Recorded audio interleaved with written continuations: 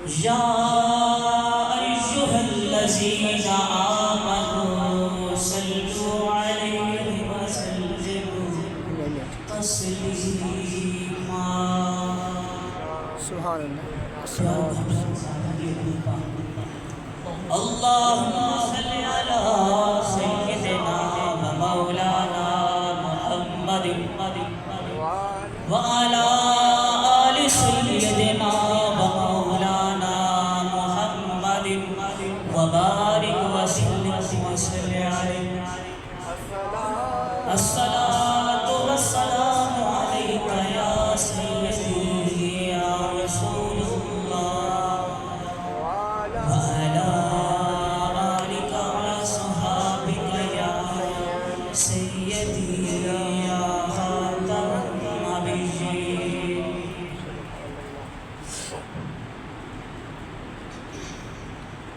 ایک کون آیا جدے آیاں بہاراں مسکرا پیاں، ایک کون آیا جدے آیاں بہاراں مسکرا پیاں، کھلے نے گل تے کلیاں بھی ہزاراں مسکرا پیاں۔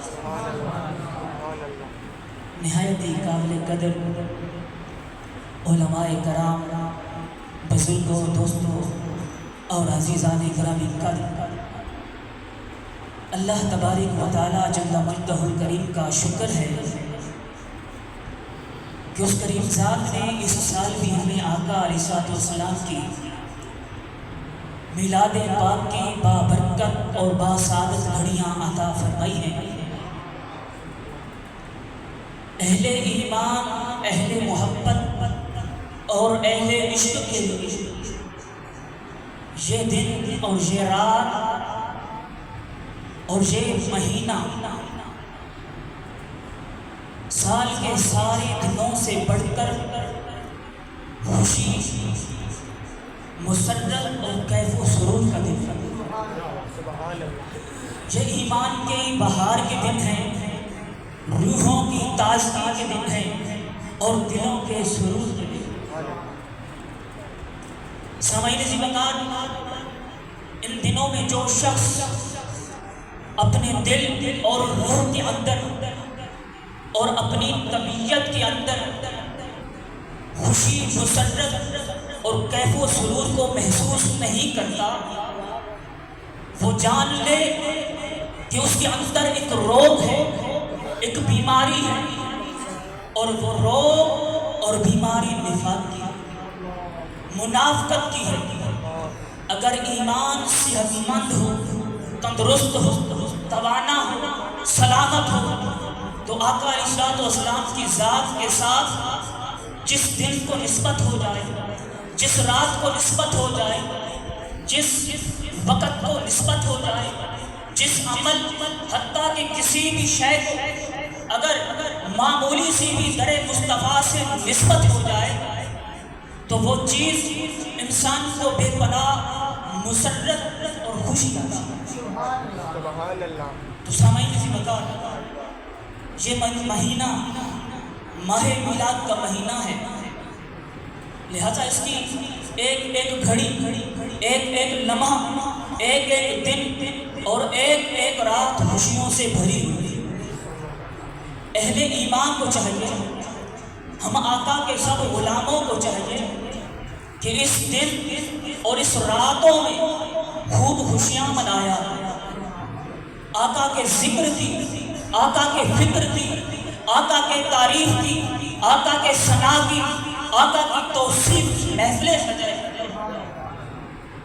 اور صبح شام آقا کی بارگاہ میں درود و سلام کے نذرانے، اور ایسا ماحول، ایسا سما پیدا کرے کہ ہمارے بچوں اور آئندہ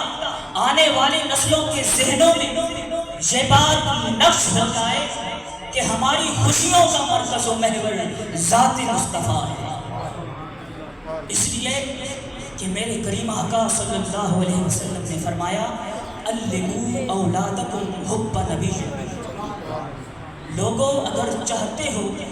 کہ تمہاری اولادیں ایماندار رہیں تو ان کو اپنے نبی کی محبت کی تعلیم دیا۔ تو سامعین سی وقار، ہم جو ان محفلوں کا انعقاد کرتے ہیں صبح شام آقا کی مدح سرائیاں بیان کرتے ہیں، اس کا مقصد یہی ہوتا ہے کہ ہمارے دلوں کے اندر اور ہماری آنے والی نسلوں کے دلوں میں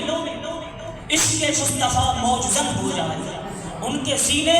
عشق مصطفیٰ سے منور ہو جائیں۔ اس لحاظ سے عاشقان مصطفیٰ صبح شام ذکر مصطفیٰ کی محفلیں سجاتے ہیں۔ اور سامعین سنتا جو آیت مقدسہ تلاوت کی، اس میں رب کائنات نے اپنے محبوب کو اور اپنے محبوب کے غلاموں کو ایک عمومی حکم دیا ہے۔ فرمایا اے محبوب اپنے غلاموں کو بتا دے، اپنے غلاموں کو آگاہ کر دے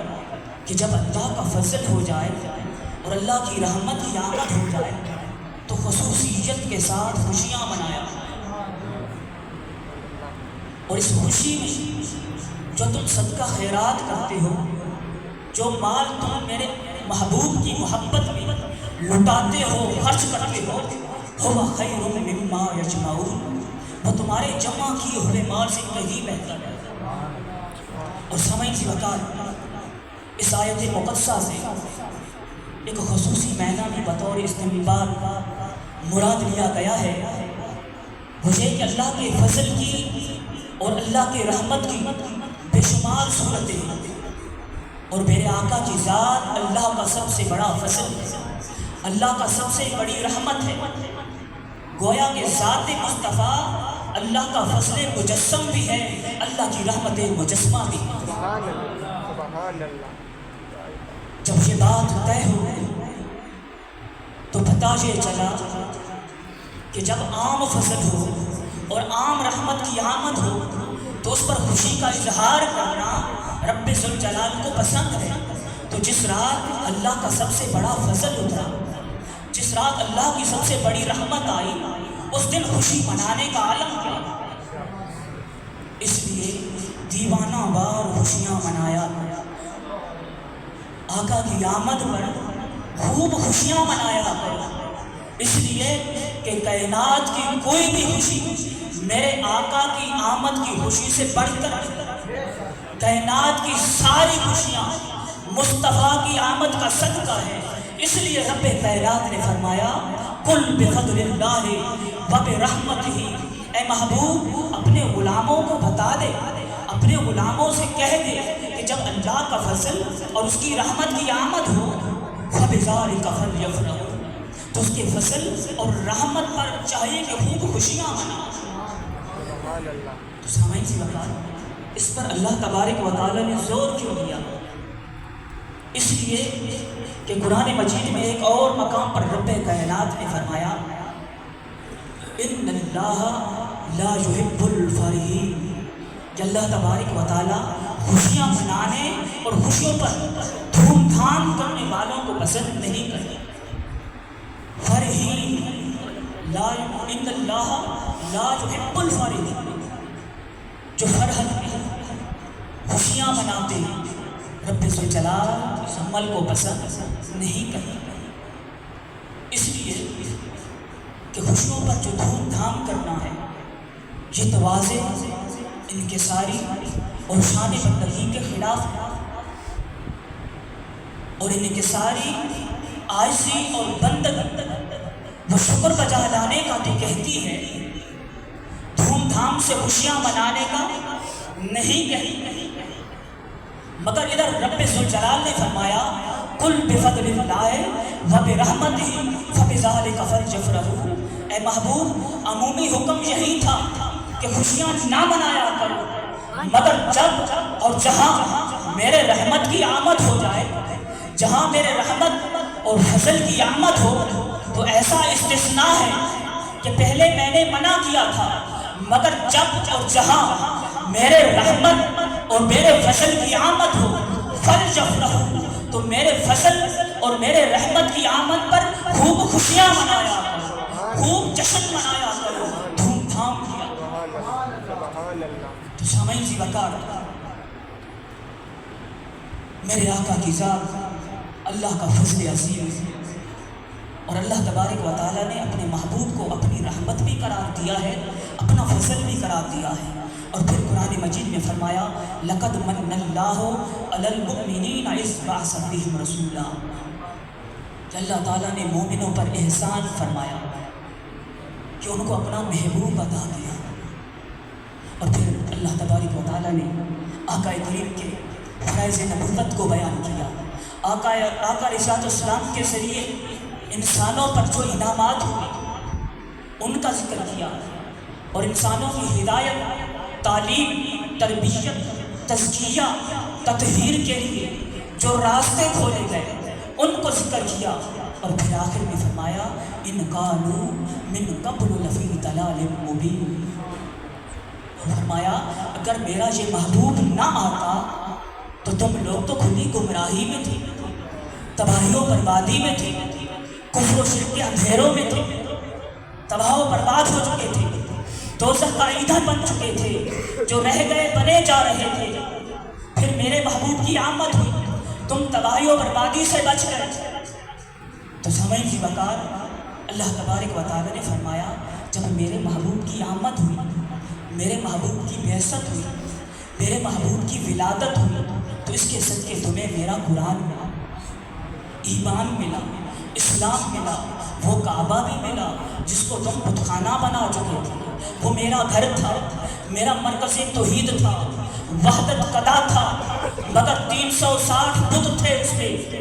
تمہیں تو کعبے کی شناخت نہ تھی، تم اپنے رب کو بھول چکے تھے، تم اپنے خالق کو بھول چکے تھے، اسلام سے محروم ہو چکے تھے، ہدایت سے محروم ہو چکے تھے، تم کھلی تباہی و گمراہی میں تھے، تم میرے گھر کعبے میں ننگا طواف کرتے تھے، سیٹیاں بجاتے تھے، تالیاں بجاتے تھے، بتوں کی پوجا کرتے تھے، تم تباہی و بربادی کے دھیانے پہ کھڑے تھے، پھر میرے محبوب کی آمد ہوئی، میرے محبوب کی آمد کا صدقہ تم لوگ دوزخی تھے، میرے محبوب کی آمد کا صدقہ جنتی بن گئے۔ تو سامعین ذی وقار اللہ تبارک و تعالیٰ نے اس کائنات کے بنانے سے پہلے اپنے محبوب کے نور کو تخلیق فرمایا، اپنے محبوب کے نور کو اپنے نور سے پیدا کیا۔ حضرت جابر بن عبداللہ انصاری رضی اللہ تعالیٰ عنہ آپ پوچھتے ہیں آقا کریم رؤوف رحیم صلی اللہ علیہ وسلم کہ آقا اللہ تبارک و تعالیٰ نے سب سے پہلے کس چیز کو پیدا کیا؟ تو سرکار دو عالم صلی اللہ علیہ وسلم نے فرمایا اے جابر رب ذوالجلال نے سب سے پہلے تیرے محبوب کے نور کو، تیرے آقا کے نور کو، تیرے نبی کے نور کو اپنے نور سے پیدا کیا، اور پھر وہ نور چکر کاٹنے لگا، جہاں رب نے چاہا وہاں وہ نور چکر کاٹنے لگا۔ پھر رب ذوالجلال نے اس کے بعد کائنات کو تخلیق کرنے کا ارادہ فرمایا، تو اس نور کو رب ذوالجلال نے 4 حصوں میں تقسیم کر دیا۔ 4 حصوں میں تقسیم کرنے کے بعد رب کائنات نے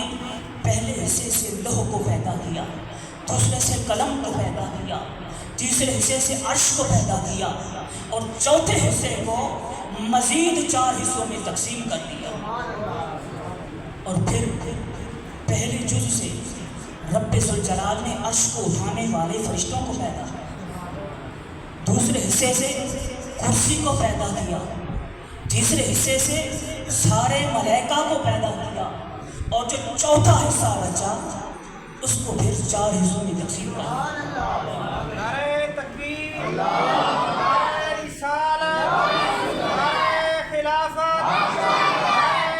حیدری، علماء اہل سنت زندہ باد۔ جو چوتھا حصہ تھا اس کو پھر 4 حصوں میں تقسیم کر دیا، اور پہلے حصے سے رب ذوالجلال نے آسمان کو پیدا کیا، دوسرے حصے سے زمین کو پیدا کیا، اور تیسرے حصے سے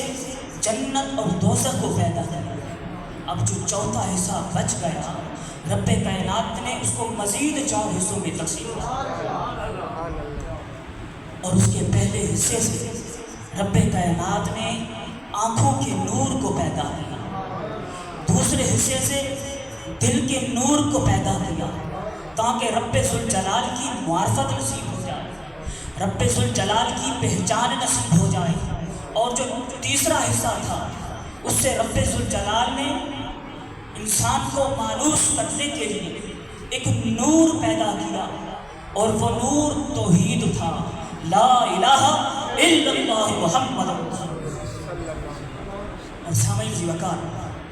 پھر اس کے بعد وہ گھڑی آ گئی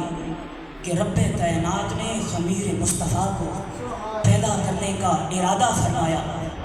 حضرت کعب الاحبار رضی اللہ تعالیٰ عنہ آپ روایت کرتے ہیں کہ جب رب ذوالجلال نے اپنے محبوب کے خمیر کو پیدا کرنے کا ارادہ کیا تو جبرائیل امین سے فرمایا، اے جبرائیل جا زمین پر اور ایسی مٹی لا جو میرے محبوب کے جسم اطہر کے لائق ہے۔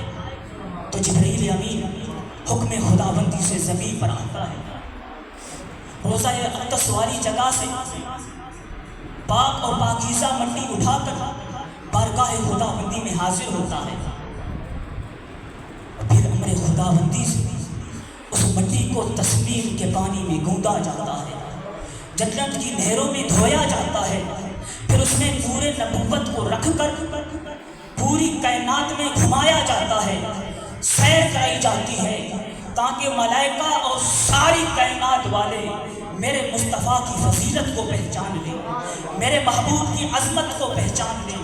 میرے محبوب کی شان رفعت کو پہچان لیں۔ اور پھر اس کے بعد باری آتی ہے تخلیق آدم کی۔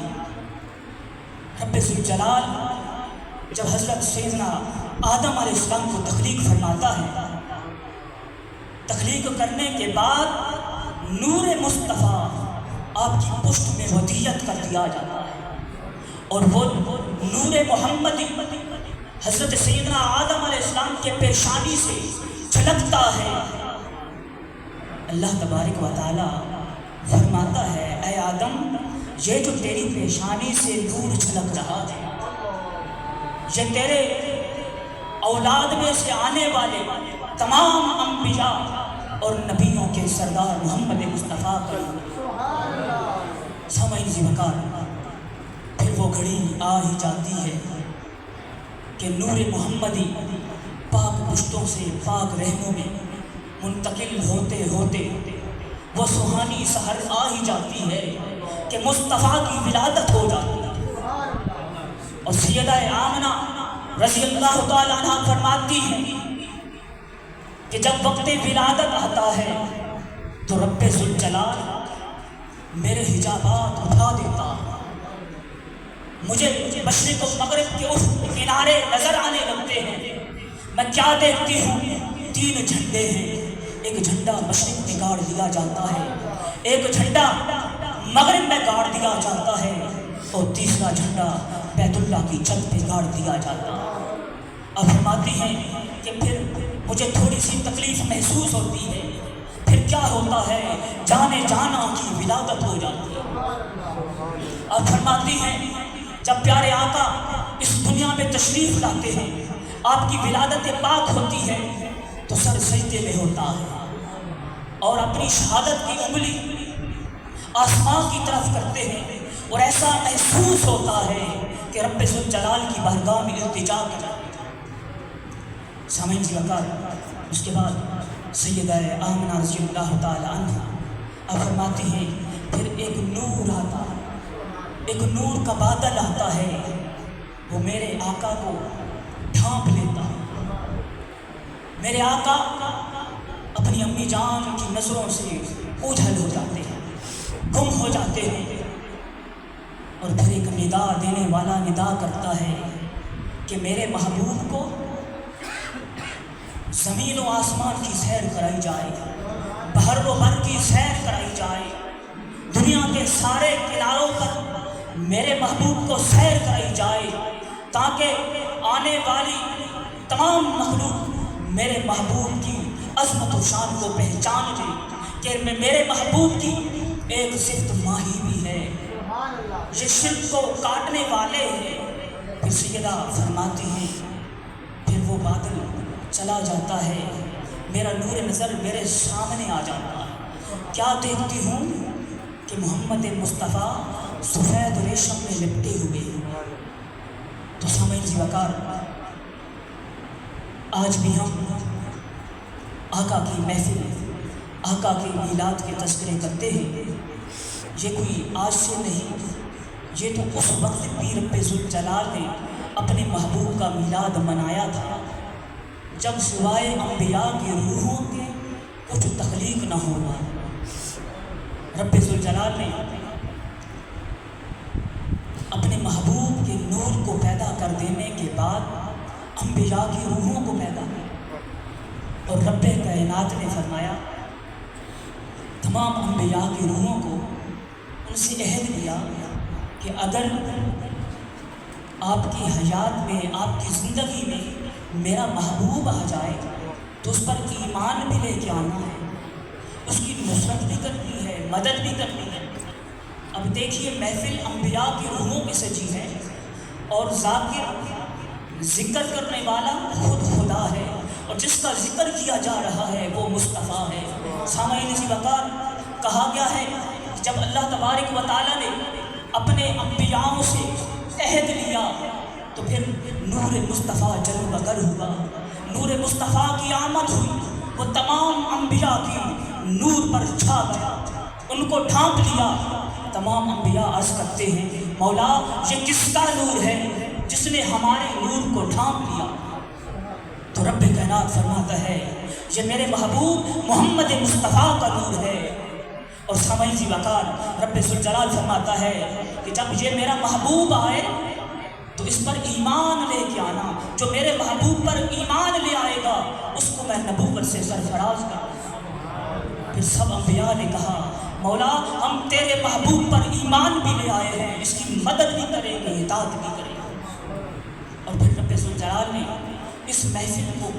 इस अहद को कुरान मजीद में इस अंदाज से बयान किया वइज़ अख़ज़ल्लाहु मीसाक़न नबिय्यीना लमा आतैतुकुम मिन किताबिन व हिकमतिन सुम्मा जाअकुम रसूलुन मुसद्दिक़ुन लिमा मअकुम लतु'मिनुन्न बिही व लतंसुरुन्नहु। सामईन जी वकार, ये ज़िक्र की महफिलें चलती रहेंगी क्योंकि रब्बे कायनात ने फरमा दिया है वरफ़अना लका ज़िक्रक, ए महबूब हमने तेरे ज़िक्र को बुलंद कर दिया। अब जो भी ज़िक्र मुस्तफ़ा को घटाने का सोचे तो वो अपने जहन में रखे कि बढ़ाने वाला खुद खुदा है। अब कोई जितना भी ज़ोर लगा ले ज़िक्र मुस्तफ़ा को घटा नहीं सकता। और आला हज़रत ने इसकी तर्जमानी अपने शेर में किस अंदाज से की है। अब फरमाते हैं मिट गए मिटते हैं मिट जाएंगे यादा तेरे, न मिटा है न मिटेगा कभी चर्चा तेरा। वाखिर दावाना अनिल हम्दुलिल्लाहि रब्बिल आलमीन।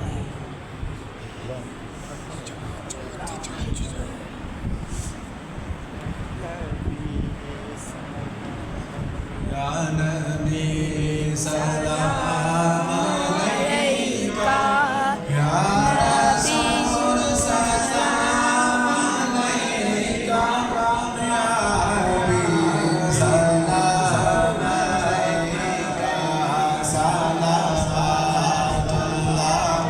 अलैका, सलावतुल्लाह अलैका,